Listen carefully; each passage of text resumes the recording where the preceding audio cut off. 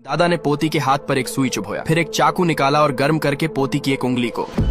दादा इतनी निर्दयी क्यों हो गए? क्योंकि 2077 में मानव जिन में एक बड़ा परिवर्तन हुआ और जुड़वा बच्चे ज्यादा पैदा होने लगे। जनसंख्या वृद्धि को कंट्रोल करने के लिए सरकार ने एक सख्त नियम बनाया। हर बार जन्म के वक्त केवल एक बच्चे को जिंदा रखा जाएगा, बाकी बच्चों को फ्रीज कर दिया जाएगा। हर इंसान के लिए एक खास यंत्र बनाया गया जिसे पहने बिना कोई बाहर नहीं जा सकता था। इस दादा के घर 7 जुड़वा पोतियां हुई। दादा ने डॉक्टर को कुछ पैसा देकर यह बात छुपाने को कहा और एक गुप्त कमरा भी बनवाया ताकि छापेमारी में किसी को भनक न लगे। सभी बहनें एक जैसी दिखती थीं, इसलिए पहचान के लिए इनके नाम सोमवार से रविवार तक रख दिया। इनके लिए एक खास ब्रेसलेट भी बनाया गया जिसे पहनकर ये बाहर जा सकती थी, लेकिन शर्त ये थी कि जिसका जो दिन होगा वही बाहर जा सकेगी। हर दिन एक अलग बहन स्कूल जाती और घर आकर पूरे दिन की बात बाकी बहनों को बताती, लेकिन इनके स्वभाव और पसंद सब अलग अलग थे। एक दिन गलती से एक बहन की उंगली कट गई। अब पहचान बचाने के लिए दादा को सभी बहनों की वही उंगली काटनी पड़ी। अब सभी बहनें 20 साल की हो चुकी है और एक बैंक में काम करती है। हर दिन एक अलग बहन काम पर जाती है। सब कुछ ठीक चल रहा था, लेकिन फिर एक दिन ऐसा हुआ जो कभी नहीं होना चाहिए था। रात हो गई और बहन वापस नहीं आई। जब लोकेशन चेक की गई तो नो सिग्नल दिखा। सभी बहनें डर गईं। अगर वो नहीं मिली तो हमारा अस्तित्व ही खत्म हो जाएगा। दिन था बुधवार। एक बहन उसे ढूंढने के लिए बाहर निकली, पर उसे क्या पता था कि अब इनकी सच्चाई सामने आ चुकी थी। इसे सीबीआई वालों ने पकड़ लिया और पुलिस ने इसका एक आंख निकालने को कहा। इसी रात जनसंख्या नियंत्रण के हत्यारे इन लड़कियों के घर पहुंच गए, लेकिन सभी बहनें गुप्त कमरे में छुपी हुई थी। इन्होंने आंख स्कैन करके दरवाजा खोला। सरकारी एजेंट्स को गुप्त कमरे की जानकारी पहले से थी। सभी बहनें चुपचाप बाहर आ गईं। तभी एक बहन ने अचानक एक ऑफिसर पर हमला कर दिया। बाकी सभी हत्यारे एक्टिव हो गए। सभी बहनों ने मिलकर इन्हें कुछ ही देर में मार डाला, लेकिन इस लड़ाई में एक बहन की हत्या हो गई। अब इनके पास हथियार मौजूद थे। अगले दिन वो उस आदमी के पास पहुंची जिसने उनकी बहन को अगवा किया।